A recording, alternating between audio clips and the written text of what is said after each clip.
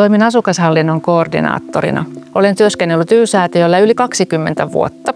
Nykyisessä roolissani Y-säätiöllä vastaan M2-kotien asukastoiminnasta, osallistun vastuullisuustyöhön ja talojen viheralueiden suunnitteluun. Asukastoiminta perustuu yksinkertaiseen, mutta merkitykselliseen ajatukseen. Jokaisella on oikeus tulla kohdatuksi ja kuulua johonkin. Ja siksi me järjestämme tapahtumia ja toimintaa yhdessä asukkaiden kanssa. Tavoitteena on, että jokainen asukas voisi vaikuttaa omaan ympäristöönsä.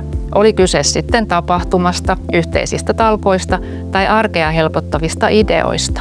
Me M2-kodeilla emme määrittele, mitä yhteisöllisyys on, vaan luomme sille puitteet ja mahdollisuuden syntyä ja kehittyä asukkaiden omista lähtökohdista.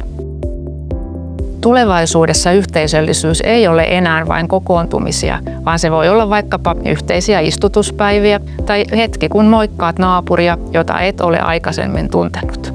Tarjoamme asukkaillemme webinaareja, asukasakatemioita. Ne liittyy asumiseen aiheisiin ja niistä on tullut todella suosittuja.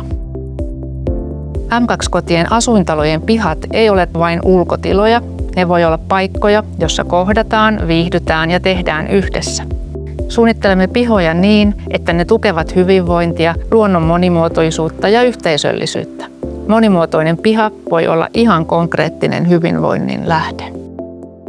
Asukastoiminnassa yhteisöllisyys ei synny ylhäältä, mutta sille voi antaa tilaa ja mahdollisuuksia.